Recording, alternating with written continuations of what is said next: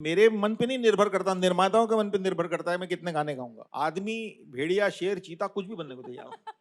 हमारे हिंदी सिनेमा की खासियत यह है कि हम बिना गानों की फिल्में नहीं देखते। जिस तरह आप गाते हैं, इतना आपको प्यार मिलता है और लिस्ट खत्म नहीं हो रही है। लेकिन इन सब के बीच, अब जब आप एक्टिंग की तरफ आगे बढ़ गए हैं, मैं एक बार फिर उधर ही जाना चाहती हूँ।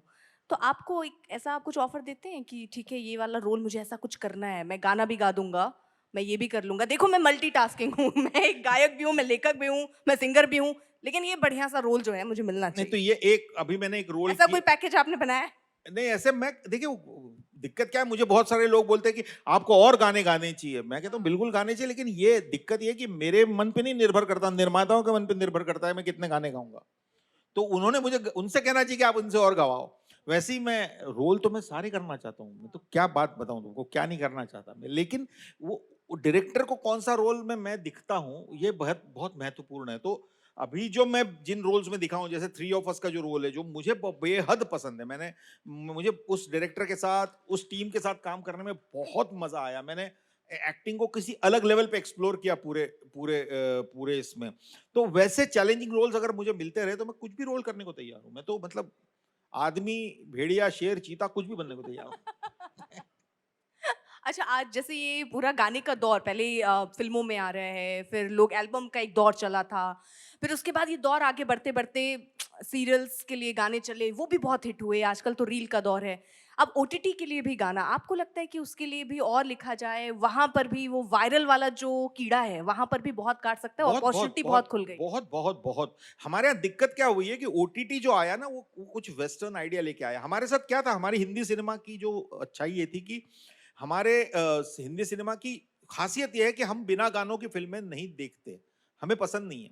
और जो गाने होते हैं ना वो फिल्म को बेचने का एक तरीका बनते थे मार्केटिंग में। मतलब पहले गाना आएगा, लोगों को गाना पसंद आएगा, फिर वो गाना देखने के लिए फिल्म देखने जाएंगे। ये ओटीटीज जब आए यहाँ पे तो उनको समझ में नहीं आया, तो उन्होंने वो मार्केटिंग का हिस्सा नहीं रखा गाने को उस तरह से।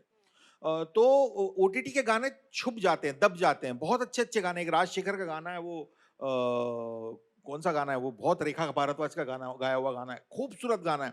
पर वो ओटीटी पे आया हुआ है तो वो कहीं पे लोगों को सुनाई नहीं देता। तो अब हम कोशिश ये कर रहे हैं कि ओटीटी के गानों को भी मेन स्ट्रीम लेबल्स के साथ निकाला जाए। जैसे कला के गाने हैं, कला के सारे गाने हैं, फिर जुबली के गाने हैं, जुबली के गानों को मेन स्ट्रीम लेबल के साथ निकाला तो वो अब वो चल रहे हैं। तो जरूरी है। जैसे मैंने एक फिल्म की थी, उसमें मुझे लगता है मेरे बड़े अच्छे गाने थे उसमें। रात अकेली है, नवाजुद्दीन था उसमें, हनी त्रेहन की फिल्म थी, उसमें दो गाने थे। एक घूम चरखिया घूम, अगर किसी को याद होगा तो। और दूसरा गाना था जागो जागो जागो जागो, कारी रतिया की नगरी में सेंध लगी।